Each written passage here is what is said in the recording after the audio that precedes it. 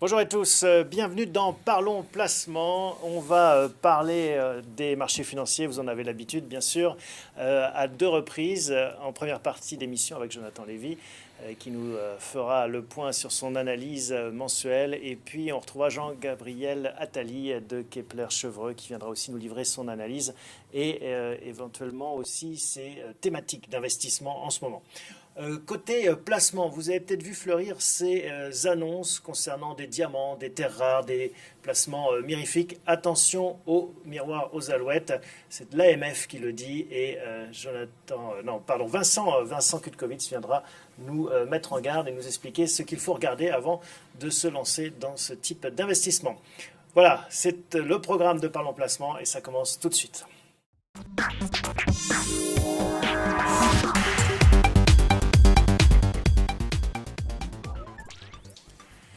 Bonjour Jonathan. Bonjour Thomas. Je rappelle à tous ceux qui nous regardent en direct, que ce soit sur Facebook, sur la page de bienprévoir.fr ou sur YouTube, la chaîne Décideur TV, qu'ils peuvent participer en nous posant leurs questions en direct et on tentera d'y répondre. Je me ferai l'intercesseur. Alors Jonathan, vous êtes le cofondateur de Bien Prévoir, son président également. On va voir avec vous, son directeur général, pardon. Président. Président. Président, oui, c'est vrai. Ça vous perturbe. Ça me perturbe, je pense à Macron. On va voir avec vous le point sur les marchés financiers. Justement, ça nous ramène à la politique. Je préfère que vous me comparez à Macron plutôt qu'à Trump. C'est vrai, c'est plus flatteur. Vous avez plus son âge. En tout cas, c'est vrai. C'est ce qui vient à nouveau perturber le jeu sur les marchés financiers, la politique. Justement, effectivement, le risque politique, on avait déjà parlé dans une précédente émission, il était plutôt du côté de l'Europe. Il était beaucoup du côté de l'Europe. Il y a eu plusieurs élections en Europe. L'élection marquante, c'est quand même en France, avec un risque politique, avec un risque populiste.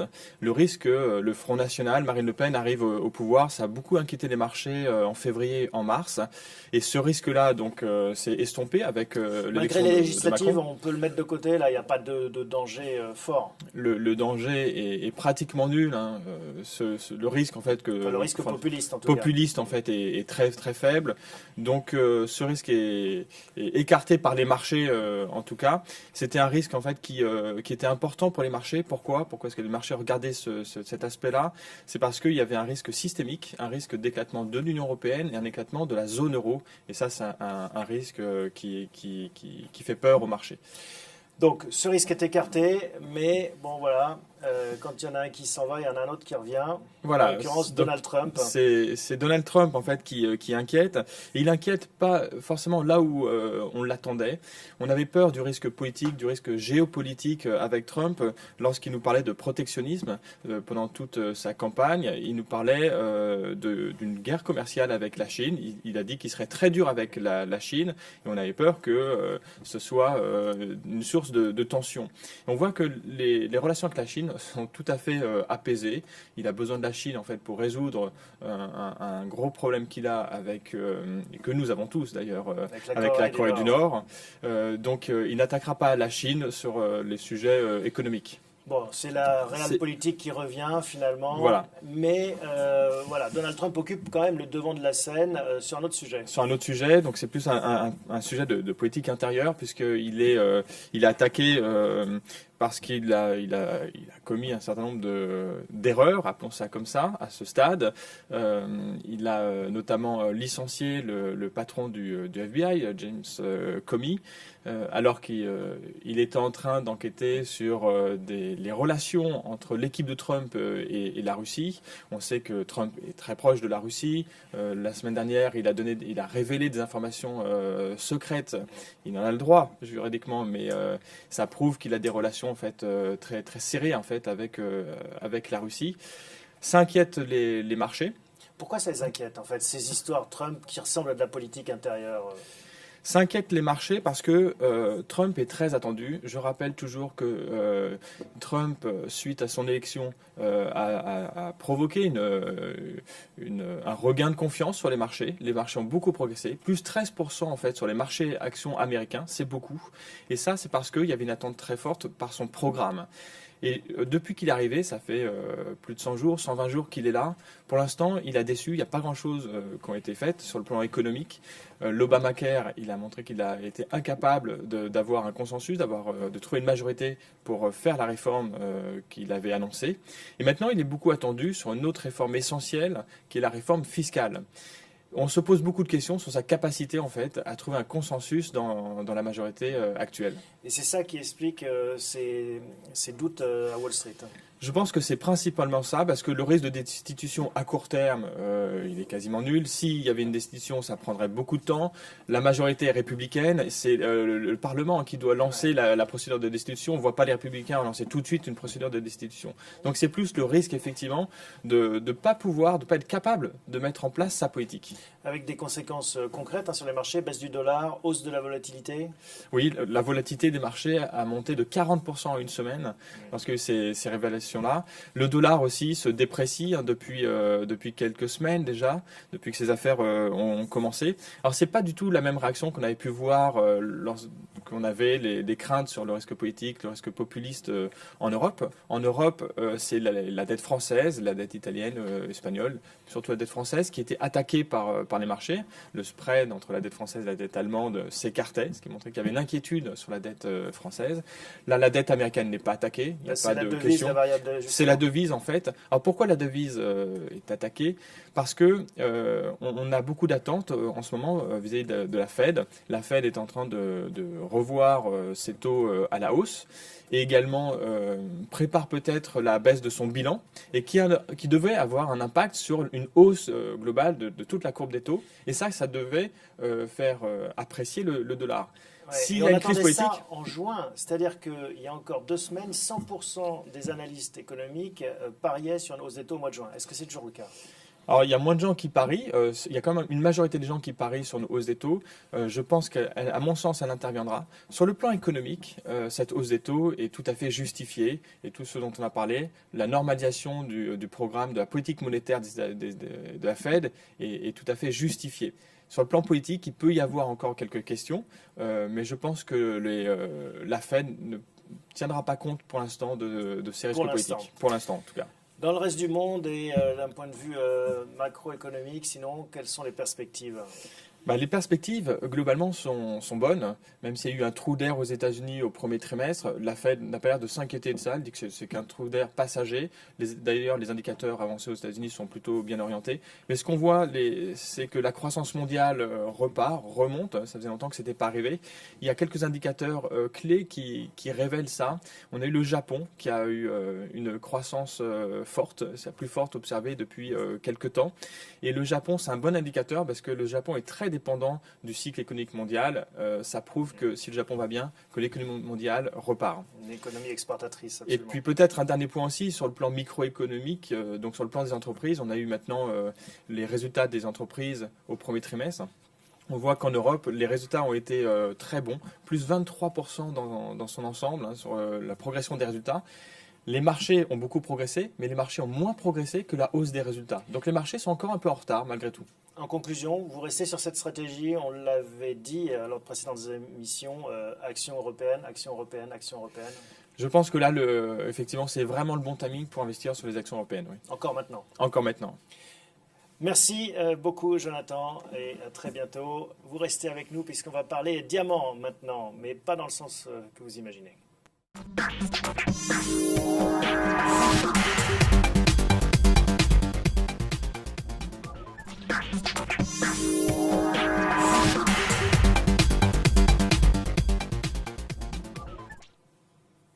Ça y est, on accueille le directeur général de bienprévoir.fr.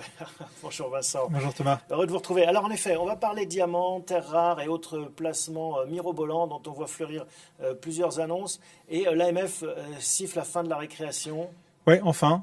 On peut dire enfin, on espère Pourquoi? que ça va. Parce qu'il y avait beaucoup d'arnaques, il y avait beaucoup de problèmes qui étaient dans le sillage. Moi, ce que je peux témoigner, c'est qu'en fait, on voit beaucoup de nos clients très avertis parfois qui se laissent séduire par des placements sur les diamants, sur les terres rares. Parfois maintenant, on voit aussi sur le terres rares sont des métaux précieux qui sont utilisés notamment dans le développement des téléphones portables.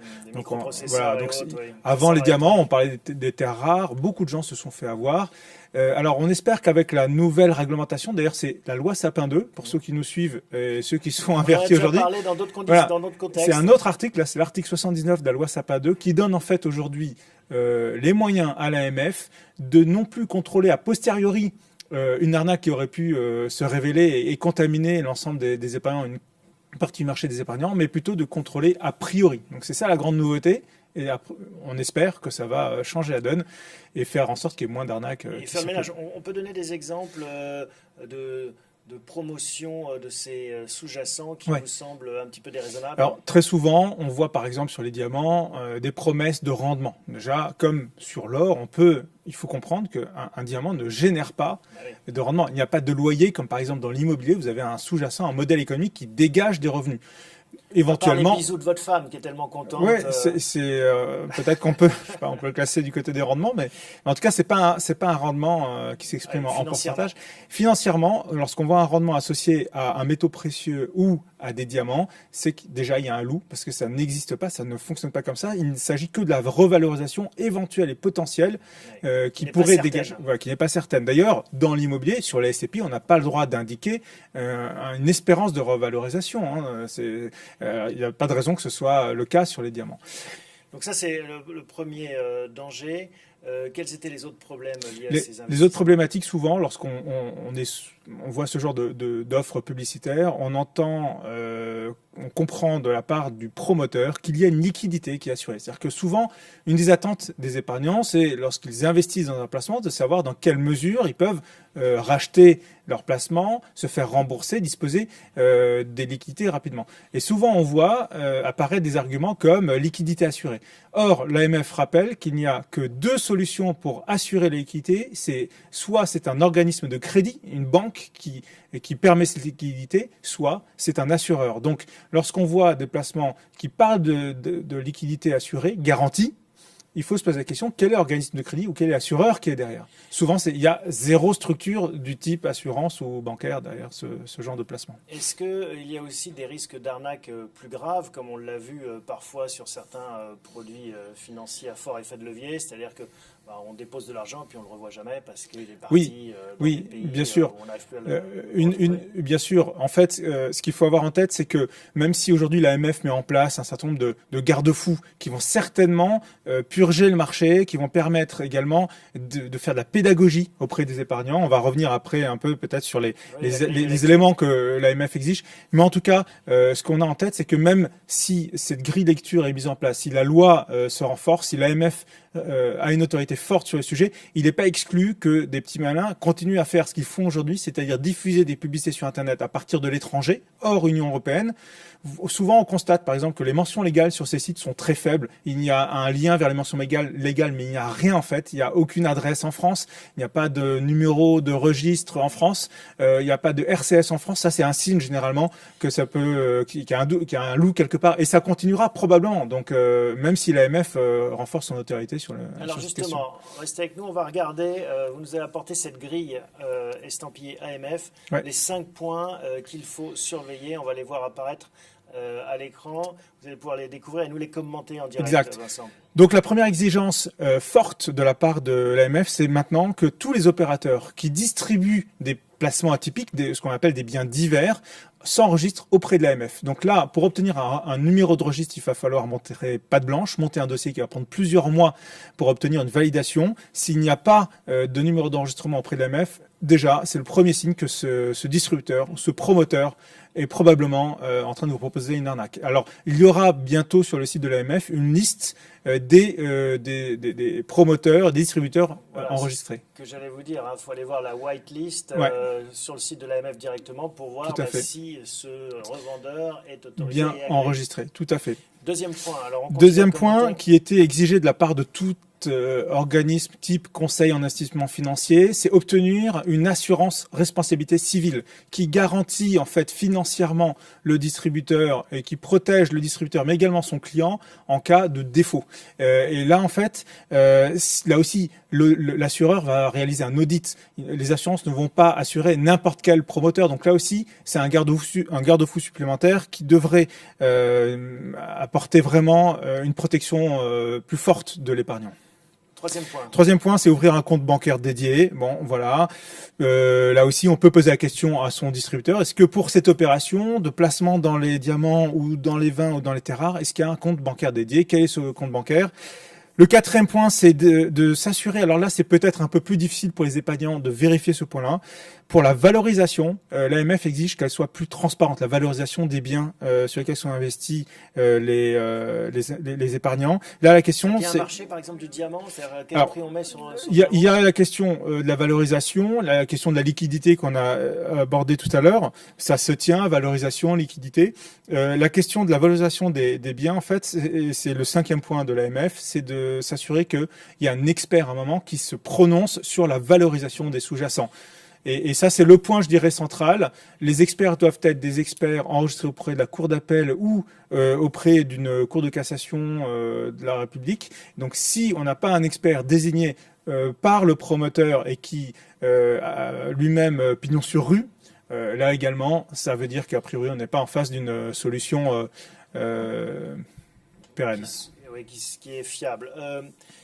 Parce que, comment ça se passe? Ces entreprises achètent réellement des stocks de diamants ou elles se fondent aussi sur des contrats financiers? Il y a de tout, mais généralement, par exemple, sur les diamants, on voit passer des publicités où on indique le fait que, alors c'est là aussi un point, souvent on fait allusion à des actifs tangibles, mais en fait vous ne détenez jamais l'actif, vous ne l'avez pas. Il est comme par hasard logé à Monaco ou dans un paradis fiscal en zone hors douane pour bénéficier d'une franchise supplémentaire fiscale. Bon, tout ça, c'est pas des signes très encourageants. Donc oui, par exemple, il y a ce genre de signes qui peuvent être aussi interprétés. Bon, un dernier point, il y a quand même des acteurs sérieux sur ce marché. On peut quand même vraiment acheter du diamant si on... Très sincèrement, aujourd'hui, sur les placements, il n'y en a aucun. Sur les placements, diamants, il n'y en a aucun. On n'en a vu aucun. Ce sera très intéressant de suivre dans les mois qui arrivent ceux qui arrivent à passer ces barrières-là. Et franchement, ceux qui arriveront à passer ces barrières, ces filtres, avec le contrôle a priori, là, on pourra se dire que effectivement, ce sont des gens sérieux et qui ont été... On fera un suivi sur ce sujet, c'est intéressant. Tout à fait. En attendant, allez Place Vendôme, si vous voulez des diamants. Exactement. C'est encore... Et faites-vous plaisir plutôt que se faire arnaquer. Mais bon, on suivra ce sujet. C'est vrai que c'est un sujet... il y a toujours beaucoup de miroirs aux alouettes sur Internet, sur les placements, et c'est important de savoir trier le bon grain de livret. Exact. Merci beaucoup Vincent, avec à très plaisir. bientôt.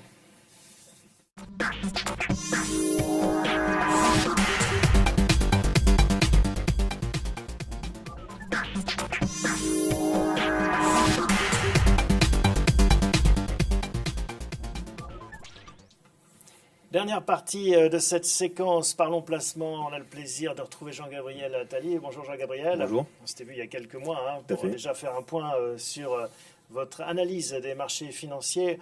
On rappelle que vous êtes stratégiste Cross Asset Derivation. Alors, vous nous rappelez un peu la définition? Alors, Cross Asset stratégiste, c'est-à-dire que j'ai vocation à travailler sur toutes les classes d'actifs de manière indiscriminée et donc de faire des recommandations pour nos investisseurs. Une vision large, une vision globale. Tout à fait, ce qu'on appelle l'approche top-down, à contrario de l'approche bottom-up des analystes actions, par exemple. Alors, on va prolonger cette discussion qu'on a entamée avec Jonathan sur cette évolution des marchés financiers. C'est vrai qu'on a tous assisté à ce rebond fort des actions européennes et beaucoup se posent la question de « et maintenant, qu'est-ce qu'on fait ?» Alors, déjà, je tiens à replacer déjà les choses en perspective. Si on regarde, on va dire depuis le fort rebond de l'été 2016, on a vu que les marchés étaient montés de à peu près 25%, mais en réalité, ils n'ont retrouvé que leur point d'après avril 2015, c'est-à-dire que sur 2 ans, les marchés n'ont quasiment rien fait, alors qu'à l'opposé, le contexte macroéconomique, surtout en zone euro, s'est fortement amélioré. Puisque donc si on dézoome, en fait, ce que vous dites, c'est que bon, ça semble impressionnant si on est le nez dessus, mais si on dézoome, c'est pas si haut que ça. Tout à fait. C'est-à-dire que depuis le début de l'année, on est à peu près à 13% de hausse sur les marchés européens. Comme je le disais, depuis avril 2015, c'est à peu près une performance nulle, contrairement aux marchés américains qui rebondit de l'ordre de 20%. Donc on n'est pas sur un phénomène d'exubérance. En tout cas, pas d'exubérance irrationnelle. Cher Alan Greenspan, oui, tout à fait. À l'époque. Un contexte aussi qui vous semble comment parce qu'on a ces inquiétudes politiques, géopolitiques. Alors, globalement, on va dire qu'il y a une baisse du risque. Le risque géopolitique reste présent, bien sûr, mais le risque politique, globalement, plutôt beaucoup baissé, hein, puisqu'on a passé les échéances Brexit, l'élection aux États-Unis, et puis l'élection cruciale en France il y a peu, hein, qui a été très bien prise par les marchés. Donc, contexte de risque qui est plutôt plus favorable, et puis contexte macroéconomique qui reste particulièrement accommodant, avec des taux très bas, un euro qui reste très bas, et puis un dynamisme qui est déjà enclenché en zone euro. On voit par exemple que la production industrielle en zone euro croît plus vite qu'aux États-Unis. On l'a pas forcément en tête, mais on a un dynamisme aujourd'hui en zone euro supérieur aux États-Unis. Et même la croissance, je crois, au premier trimestre, tout à fait. Est plus forte, ce qui est rare en zone euro qu'aux États-Unis. Exactement. Donc ça justifie un rattrapage des marchés européens, hein, qui sont très en retard sur leurs homologues américains. Si vous regardez depuis le point bas, vous avez à peu près 100% d'écart entre eux. Le S&P a fait à peu près 3 fois, 200%, quand l'Eurostoxx ça fait 100%, hein, donc très en retard depuis le début du rebond. Bon, donc ces fondations semblent solides, hein. En effet, des valorisations qui vous semblent adaptées, raisonnables, des sous-jacents économiques qui semblent dynamiques, et la question qui demeure, que faire? Tout à fait. Alors, dans un contexte où justement le risque baisse et que le dynamisme économique s'améliore, eh bien, l'actif à privilégier, surtout en contexte de taux bas, c'est évidemment les actions. Ensuite, si on regarde sur les zones, on se rend compte que les actions américaines sont peut-être un petit peu chères et qu'en plus la dynamique est peut-être un petit peu moins bonne aujourd'hui que sur l'Europe. Et puis sur les marchés émergents, on a pu observer encore il y a quelques jours sur le Brésil qu'il reste énormément de risques. Donc finalement, la zone à privilégier, sans aucun doute, c'est probablement l'Europe. Alors en plus, en termes de valorisation, on a des rattrapages à effectuer sur les États-Unis. Et puis, comme on avait pu l'évoquer avant, on voit que les valorisations raisonnables, que pour la première fois depuis 5 ans, les analystes révisent à la hausse leurs perspectives de bénéfices sur les entreprises. Donc sans nul doute, les marchés actions européens sont très intéressants aujourd'hui. Et alors, une fois qu'on a dit ça, quelles actions européennes? Oui, alors malgré tout, le trend peut faire peur depuis le début de l'année. Peut-être qu'on va observer une respiration à un moment donné, puisqu'on est déjà à 13%, comme je disais, depuis le début de l'année en moins de 5 mois. Ce qui est intéressant, c'est d'aller chercher souvent des valeurs qui sont un petit peu en retard dans le processus de rattrapage. On se rend compte par exemple que depuis juillet 2016, le rebond a été drivé essentiellement par les banques et par ce qu'on appelle le secteur des basic resources, c'est-à-dire des ressources de base. En revanche, certains secteurs sont très en retard, comme les utilities, qui ont une performance nulle depuis le rebond de juillet 2016. Avec des mouvements parfois très violents. On se souvient de la fin 2016, hein, il y a eu 2 secteurs qui étaient ceux-ci qui ont fait toute la hausse quasiment. Tout à fait. Donc en fait, si on a peur du trend qui est très puissant, en réalité, lorsqu'on regarde secteur par secteur, le trend n'a pas été si fort et on peut trouver des beaux dossiers qui sont très en retard sur le marché et qui sont même en retard au sein de leur secteur. Alors, je citais les utilities tout à l'heure, hein, c'est à peu près une performance autour de 0 depuis juillet 2016, donc on n'est pas du tout dans un trend dossier pour le moment. Malgré tout, on a de beaux dossiers au sein des utilities. Alors, on aime bien Veolia et puis Engie. Alors, on n'a pas de coverage aujourd'hui chez Kepler-Chevreux, mais le dernier coverage qu'on avait sur ces deux valeurs était à l'achat à la fin d'année dernière, et aujourd'hui, elles sont sous revue. Mais on va bientôt publier dessus. Alors je ne dis pas qu'on sera forcément positif. En tout cas, le consensus est très positif sur ces valeurs-là. Et elles sont très en retard à la fois contre le secteur et contre la zone euro. Pour autant, quand on dit voilà, ce secteur n'a pas performé autant que ses petits camarades ces derniers mois, est-ce que ça donne envie? C'est un peu comme si on disait c'est le dernier de classe, mais vous allez voir, il va remonter. Oui, alors en fait, ça donne envie parce que la réalité, c'est que le rebond a été drivé par les banques et par les matériaux de base, parce que c'était les valeurs qui avaient justement le plus souffert précédemment. Donc les investisseurs se sont dit, bien, les beaux dossiers, on les a déjà achetés, ils ont déjà monté, donc on va les délaisser pour aller chercher les valeurs qui sont en retard. Et bien ça, c'est un phénomène qui est récurrent sur les marchés. Donc aujourd'hui, il faut, voilà, exactement, de rotation sectorielle. Donc aujourd'hui, il faut justement privilégier ces secteurs-là et ces valeurs-là. Donc utilities.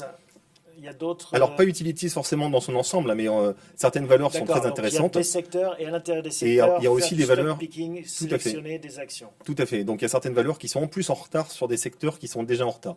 Donc, je citais Veolia et Engie. Hein, le trend d'ailleurs est plutôt bon depuis quelques temps, mais ce sont des valeurs qui sont très en retard dans leur performance sur un an. D'autres thématiques, d'autres idées, d'autres enjeux? Oui, par exemple, alors le secteur automobile est à peu près en ligne depuis juillet 2016 par rapport au marché, mais Volkswagen est toujours en retard à la fois sur le marché et sur le secteur. Alors évidemment, on connaît les raisons, mais Dieselgate. Oui, tout à fait. Mais alors déjà, ce qu'on peut dire, c'est que la perte, d'une certaine manière, est déjà prise sur Volkswagen et elle est peut-être à venir sur les autres constructeurs automobiles. Et par ailleurs, nos analystes sont positifs sur la valeur parce qu'ils voient une amélioration de la profitabilité et pour eux, ils ont évidemment intégré tout l'impact à venir du Dieselgate. Donc vous dites qu'il y a peut-être un coup à jouer sur Volkswagen. Tout à fait. Alors j'aime pas tellement le mot coup, mais enfin, en tout cas, il y a un investissement peut-être profitable. Un investissement judicieux, on va dire. Tout à fait. à faire pour arbitrer Volkswagen par rapport à d'autres constructeurs? Oui, bien sûr. Donc Volkswagen, comme je disais, à la fois est en retard sur le secteur et évidemment sur le marché, puisque le secteur est à peu près en ligne avec le marché. Merci beaucoup Jean-Gabriel pour merci cet éclairage. Et puis on aura plaisir de vous retrouver à l'occasion de prochaines émissions de Parlons Placement. À très bientôt. Merci à vous tous de nous suivre régulièrement. Parlons Placement est terminé. On se retrouve dans un mois pour un nouvel épisode.